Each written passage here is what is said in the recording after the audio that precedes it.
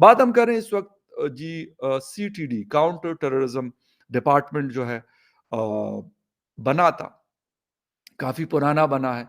उनका एक कंपाउंड था बनू कैंट में, वहां पे हमला हुआ है और उन लोगों ने काफी सारे लोगों को होस्टेज बनाया है। एक की वीडियो भी लगाई है उन लोगों ने बाकायदा, वो उर्दू में टूटी फूटी उर्दू जो पश्तून जिस तरह की बोलते हैं, उसमें वो बता रहे हैं कि भाई हम क्या कर रहे हैं और हम किसी को नुकसान नहीं दे रहे है। कभी यूनाइटेड नेशन में ये चीज हमें नजर आती है देखने को, और कभी पाकिस्तान के एक मिनिस्टर शाजिया मरी जिन्होंने स्टेटमेंट दी है भारत को, उन्होंने पॉइंट आउट करते हुए कि भारत ये चीज मत भूले कि पाकिस्तान एक न्यूक्लियर स्टेट है, कि पाकिस्तान और इंडिया के दरमियान आजकल सख्त स्टेटमेंट का तबादला हो रहा है। कभी यहाँ से स्टेटमेंट जाती है, कभी वहां से आती है, कभी वहां से रिएक्शन आता है। अभी आज शाजिया मरी जो कि पाकिस्तान की मिनिस्टर हैं, उन्होंने स्टेटमेंट दिया कि इंडिया मत भूले कि हम एक न्यूक्लियर पावर हैं।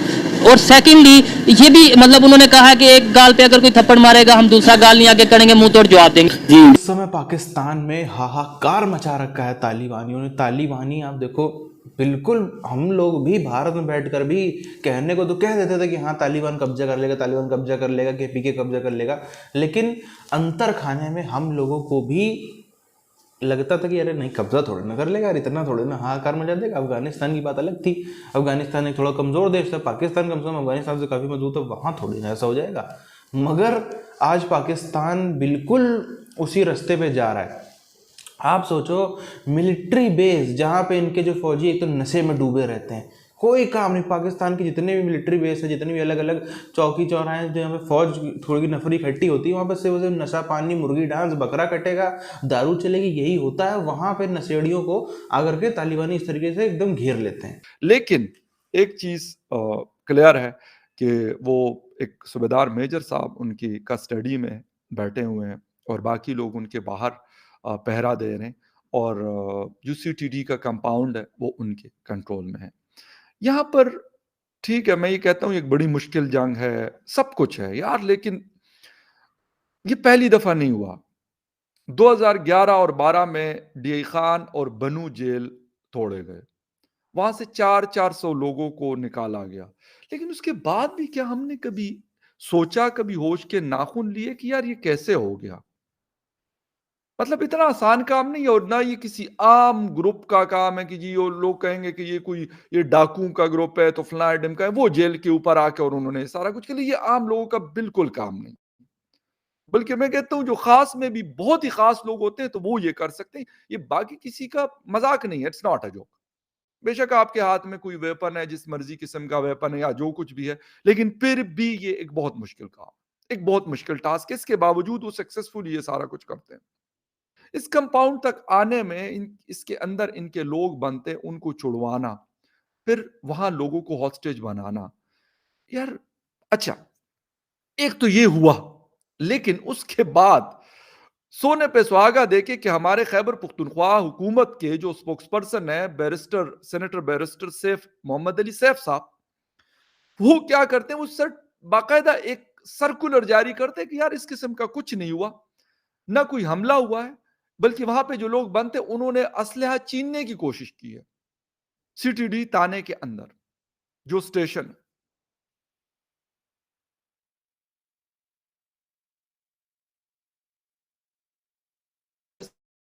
मतलब उल्टी सीधी फजूल किस्म की स्टेटमेंट आपकी तरफ से आती जाती हैं। बहुत आप पढ़े लिखे हैं, लंदन से आप पढ़े हुए, बैरटला आपने वहां से किया हुआ है, लेकिन जिस तरीके से आप इन सारी चीजों को हैंडल करते हैं, I am really sorry for that, के अफसोस होता है मुझे। तो आप देखें कहीं भी जगह कोई मुज़ाकरात होते हैं तो वो बराबरी की सतह पे होते हैं, आपकी दोस्तियां भी बराबरी की सतह पे होती हैं। जैसे चाइना का एक मोटो है कि जंग नहीं कारोबार, तो आप देखें चाइना ऐसे तो नहीं सुपर पावर बनने जा रहा ना, उसने सिर्फ अपने इकोनॉमिकली अपने आप को बेहतर किया है, उसने किसी के साथ जंग नहीं की। वो जो ईंट का जवाब वो पत्थर से देता है, वो अमेरिका की आंखों में आंखें डाल के बात करता है। हमेशा जो भी मुज़ाकरात जब भी होते हैं वो अपने बराबरी की सतह पे होते हैं। अब इंडिया ये समझता है कि हम सुपर्स हैं, तो आपको उसका जवाब तो देना पड़ेगा। देखें मोदी जो है ना, मोदी जो है ना दुनिया के सामने बड़े बुरे तरीके से एक्सपोज हो चुका हुआ है। देखें बातों का बात करना और लाइन ऑफ एक्शन होना किसी बात का, ये बड़ी डिफरेंट चीजें होती हैं। मनमोहन सिंह जैसे बंदे या अटल बिहारी वाजपेयी जैसे लोग, ये वो लोग थे जो बॉर्डर क्रॉस करके हमारे पास खुद आए यहाँ पर। यहाँ पे डायलॉग्स हुए, हमारे लोग भी वहां पर गए, ठीक है ना। ये सबसे पहले तो इस बर्फ को पिघलाए ना, तो ये आइस ब्रेकिंग होनी चाहिए कि हमारे लोग यहाँ से वहां चले जाएं और वहां के लोग यहाँ पे आए। और बात ये होती है कि ये तो वर्ल्ड प्रॉक्सीज चलती रहती हैं, इंडिया की एजेंसीज ने तो नहीं कुछ किया ना। अगर उन्होंने कुछ किया है या उन्होंने कोई ऑपरेशन किया है, वो जो ऑपरेशन हुआ है वो आपको भी पता है, सबको पता है, उसके बारे में सारी रिपोर्ट्स आती रहती हैं, मीडिया पे चलती रहती हैं, लेकिन फैक्ट्स क्या हैं वो आज तक डिस्क्लोज नहीं किए, किसी भी एजेंसी ने आज तक फैक्ट्स डिस्क्लोज नहीं किए। बिन लादेन था भी नहीं था, वो एक हवा क्रिएट किया गया है या वो जेन्युइन? क्या आप मुझसे क्वेश्चन कर रहे हैं, क्या आपने वो लाश देखी उसकी? देखें, बात यह है कि इस तरह का आना जो है ना, हमें इसको फिर से एनालाइज करना पड़ेगा कि वो आना क्या था।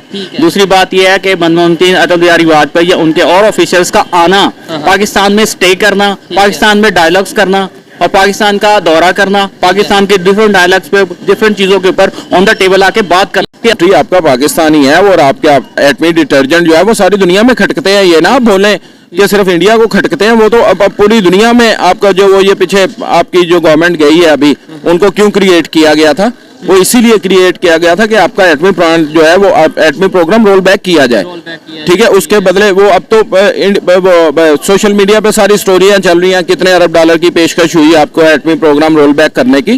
वो एटमी प्रोग्राम पे तो हमारी डिस्कशन हो ही नहीं सकती।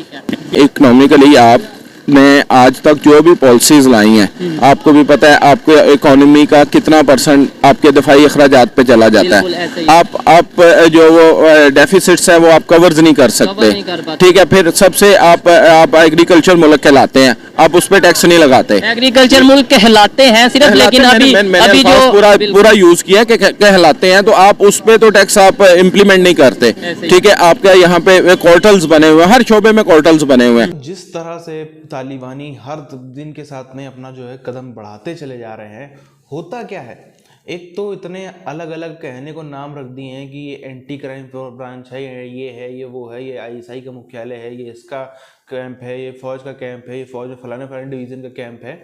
कहने की सब बातें हैं, सब में एक ही चीज़ पाई जाती है, अय्याश पाकिस्तानी फौजी कुछ नहीं करते हैं पीछे से, क्योंकि पाकिस्तानी फ़ौज की सप्लाई में, पाकिस्तानी फ़ौज की रसद में कोई रोक नहीं है, आज भी नहीं है।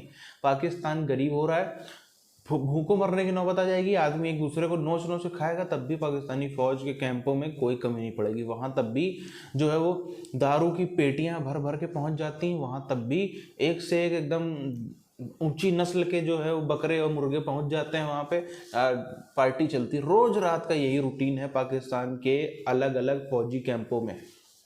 यहाँ भी ऐसा ही कुछ हो रहा था, खूब जलेबी वेबी अलग अलग गानों पे जो है वो डांस वांस चल रहे होंगे, मुर्गी डांस और मुर्गी नोची जा रही होगी, बकरा नोचा जा रहा होगा। उसी बीच में अचानक से आ जाते हैं तालिबानी, उसी बीच में अचानक से आ जाते हैं तालिबानी, और तालिबानी आकर के हाहाकार मचा देते हैं। अब कोई नंबर जो है सामने तो नहीं आया है, नंबर तो ऑफिशियल नहीं आया, क्योंकि हम भी चाहते हैं आप तक वेरीफाइड खबरें पहुंचे, इसलिए ये वेरीफाइड खबर अभी नहीं है कि कितने लोगों को वहाँ से बंदी बनाया है, कितनों को नहीं बनाया है। लेकिन इतनी स्वाभाविक बात है, और वहाँ के कई मीडिया हाउसेस भी इस बात को रिपोर्ट कर रहे हैं कि वहाँ पे कम से कम 40-50 से ज़्यादा की संख्या है मिनिमम, जिसको इन तालिबानियों ने बंदी बना के रखा है। और स्वाभाविक सी बात है, इतना जो हल्ला है ना पाकिस्तान में, जब 6-7-8 फौजी मरते हैं, पकड़े नहीं जाते, जब 7-8 मरते हैं, तब इनके न्यूज़ पे 1 मिनट से लेकर 1 मिनट 10 सेकंड की मैक्सिमम क्लिपें चलती, बस 24 घंटे में 1 मिनट, 1.5 मिनट, 1.25 मिनट की क्लिपें चल रही हैं, 2 मिनट भी नहीं पूरा। कब जब 8-10 इनके मरते हैं, तो अब इतनी ज़्यादा पूरे पाकिस्तान में हल्ला मच गया है, हर तरफ न्यूज़ में यही चल रहा है। बिल्कुल नंबर ये 50-60 से भी कहीं ज़्यादा का हो सकता है। और स्वाभाविक सी बात है, कोई वहाँ पर जो ये थे पाकिस्तानी फौजी, वहाँ पे 4 लोग बैठ के लूडो तो नहीं खेल रहे होंगे कैंप में। एक कैंप में 4 लोग बैठ के लूडो नहीं खेलेंगे, जाहिर बात है बड़ी संख्या होगी, संख्या बड़ी है, इसीलिए दर्द भी